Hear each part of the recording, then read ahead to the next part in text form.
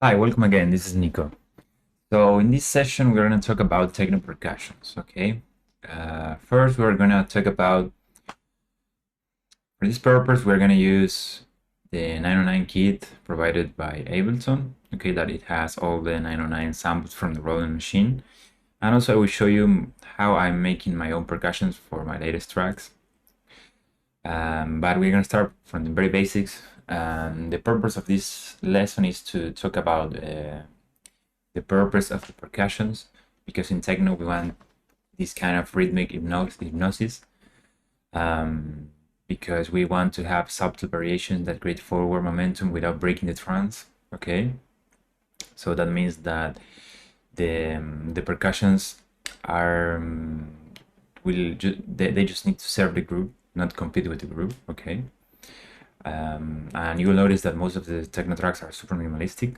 So basically, the groove is going to be a key part of the track, right? Of course, we are going to talk about texture layering, uh, frequency filling, because we're going to occupy specific frequency ranges to create the fullness, and also dynamic evolution, right? So the goal is to have some elements that can make build-ups or breakdowns, like snares, for example. And also we want to have a spatial movement, right? We want to make our brain to be focused on elements that are on the left and the right channel. So that way, when you're dancing, you will be like surrounded by those elements. Okay. So first we can talk about hi-hats. Okay. I'm gonna start making a clip here. So in most of the drum machines that we have available, we will see that we have one open hi-hat and one closed hi-hat. That means that one is going to be longer and the other one is going to be shorter. Sorry, that's too loud. I'm going to turn down the volume a little bit.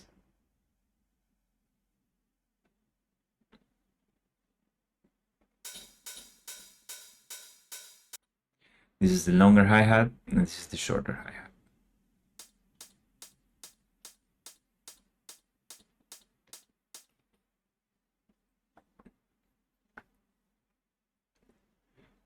So in most of the techno tracks you will have or an open hi-hat super short.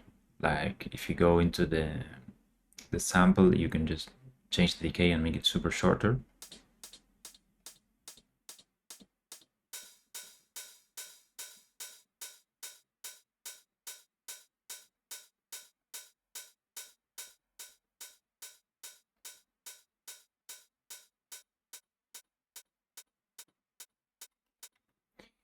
You can go even shorter if you want, or you use just an unclosed hi-hat. Okay, and then with the open hi-hat we can make some accents, for example on the groove. So I'm gonna do that. I'm gonna keep the open hi-hat in the offbeat. I'm calling this the offbeat because this is the beat, this is the offbeat. Okay, and we can highlight some part of the track, like for example the first kicks,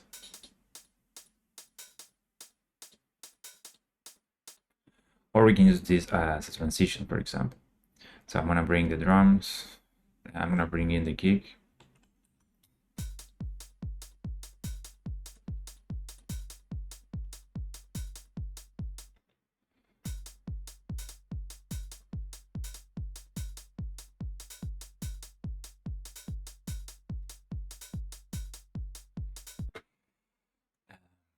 Then we also are gonna have maybe some shakers. Okay, so in this case I don't have any on the drum machine, so I'm gonna go and find some.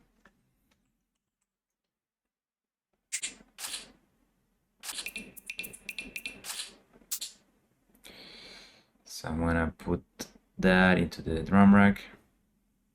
I think I'm gonna turn down the volume a little bit. And first I'm gonna draw it like this, but before extending this into the full bar, I'm gonna add a little bit of variation in the velocity just to create some groove. I'm gonna keep the offbeat a little bit louder, just to accent the offbeat and the kick a little bit. Maybe this guy can be lower too. And then I'm going to start duplicating this with Command D.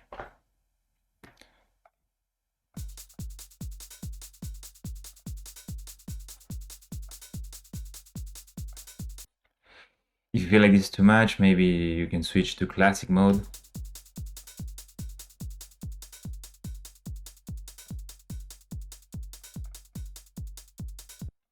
Just to make it less intense, right? Then of course we will have some rim shots. This is super cool because you can make it super hypnotic with the rim shot. I like to make one in the offbeat and then move the other one. So you can make like this, duplicate.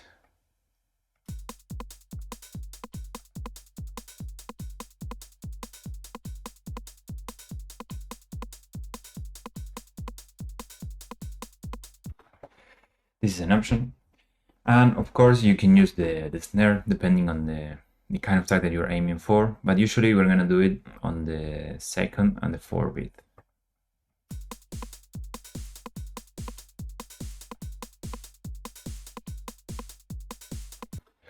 But if you are going for a more hypnotic track, usually maybe what you will do is to put it maybe or in the offbeat or just accent for the kick, for example.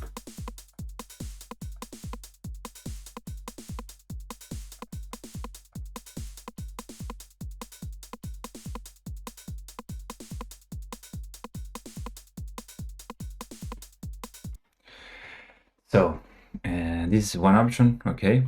And then you have another option that could be if you go and maybe find some like samples that you like. I'm gonna just select this one really quick.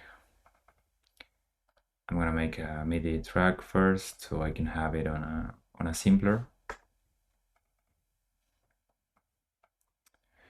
So this way, I'm gonna first make it shorter to have something like this.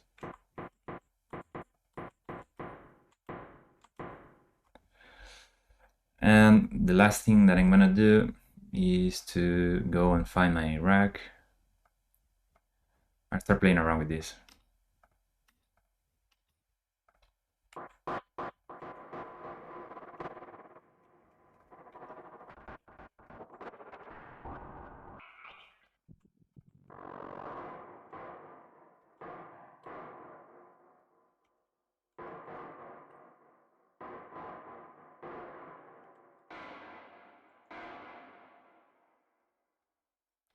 I'm going to create a pattern really quick.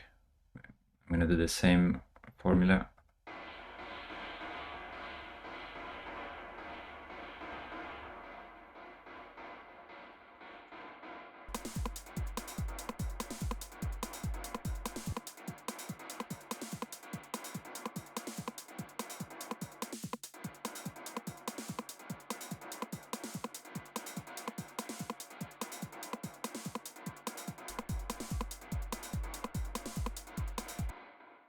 So if this gets too repetitive, we can play around with the velocities to add more groove.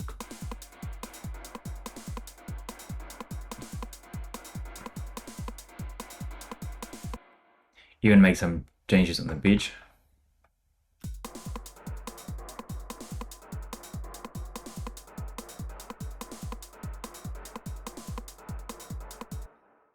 And of course we can play around with polyrhythms. So this is something that it is super cool, and is that if instead of going for a 4 on the floor loop, maybe we can go for 1/3, 1/6 of a loop. Like we have 1, 2, 3 beats, or 1, 2, 3, 4, 5, or 6, right? So now this is gonna be super hypnotic because our brain won't be able to catch when this percussion is gonna sound again.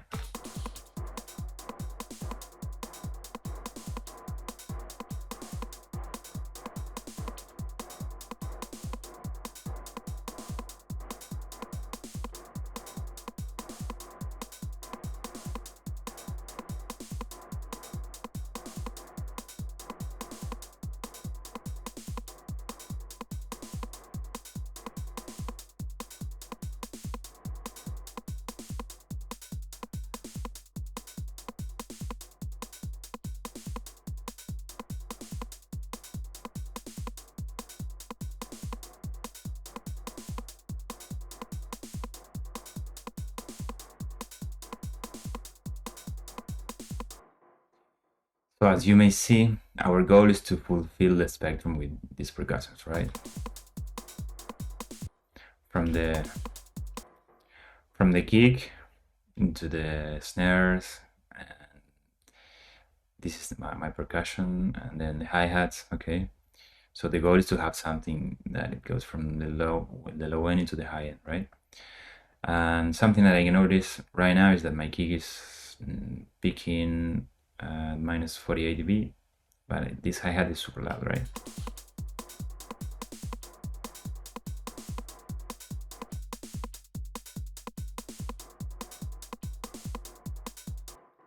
So I'm gonna just turn down the volume from the shaker first.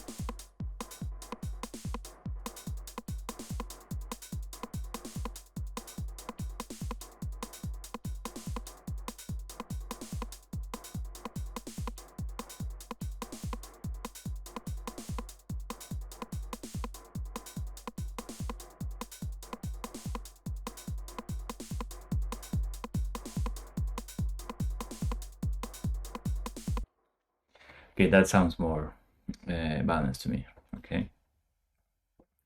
So as you may see, we are kind of making a nice groove with just a few elements. And then of course you can have this another method. Basically what I'm doing here, I'm gonna just make a new loop with just the kick. And I'm gonna stop all the clips inside the group.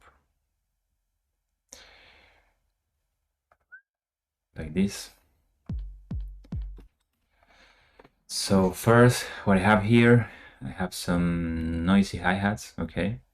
So basically this is something that I did with Serum, and it is super cool because it allows me to make these kind of dark patterns with hi-hats, and since I have it duplicated, I can make it super wide.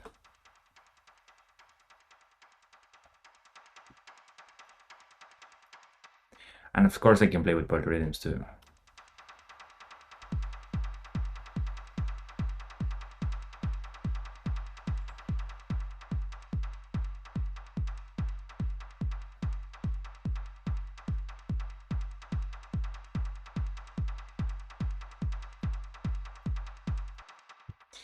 Then something that I do a lot on my tracks, I learned this from Mickey Knox, and basically I like to play around with these racks on Ableton.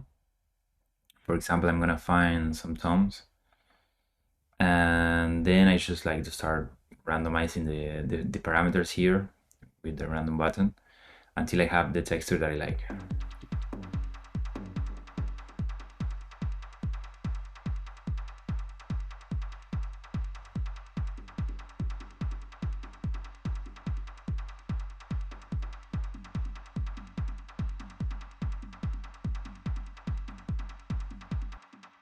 This is just a duplicated version of the first one, but in audio. So that means that I can just come in here and edit the audio.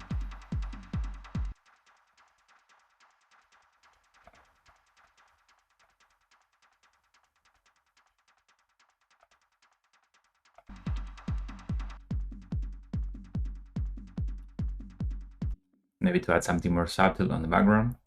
Then I have another hi-hats. This is made with analog, the synthesizer that comes with Ableton.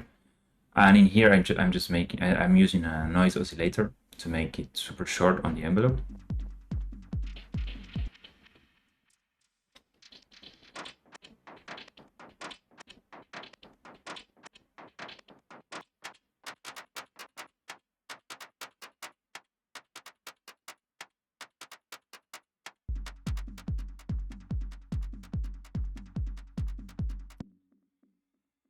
To add another layer of hi-hats.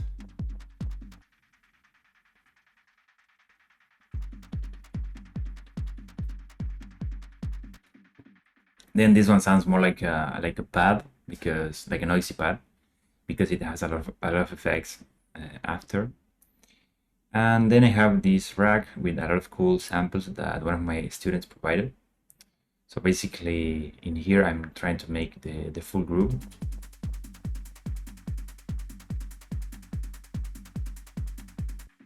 Like I feel like this layer is gonna be the last layer that I'm gonna use. This one is gonna be the one that will make you dance, okay?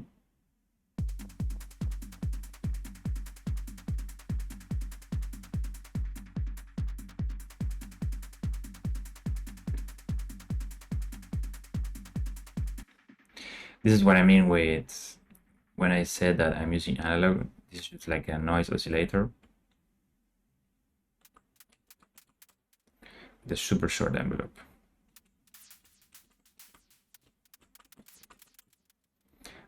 Super simple trick, right? And then I like to use loops from sample packs just to try to create a cool groove with it.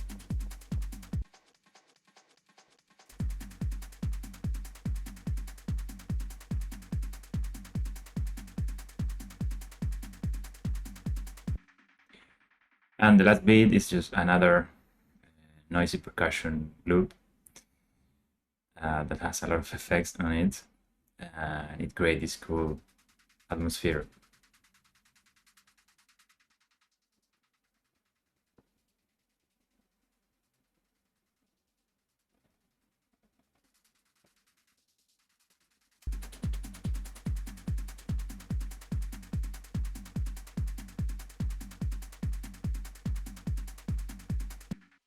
Of course, we can start playing around with the panning.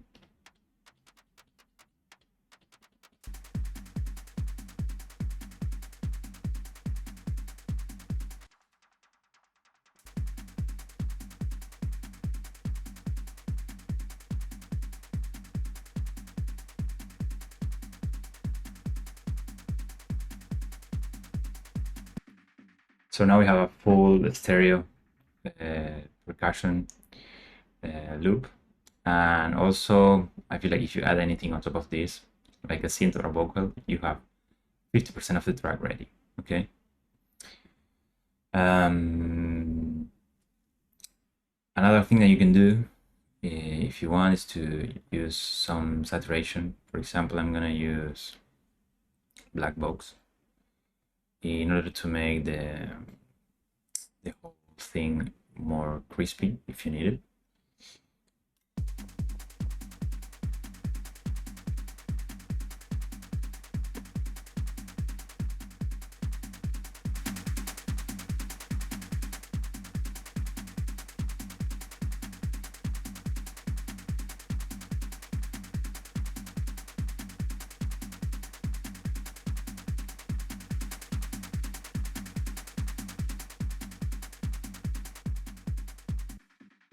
I think this makes a huge difference because you can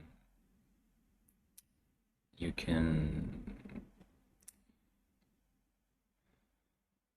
feel this is super huge because you can make it super crispy if you need it.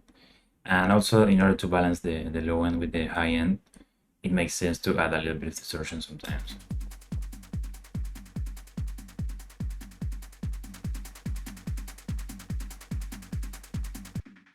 You see that after the distortion, everything has more balance, right? Because I'm kind of adding extra harmonics to the high end.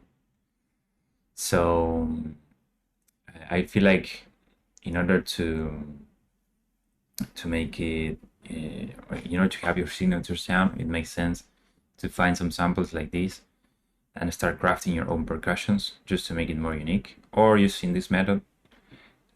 This will work too. And the cool thing about having it on a group is that now I can apply some EQ compression, like sidechain compression, or to catch some peaks from the percussions, and also use the filter in a creative way. So for example, here before the drop,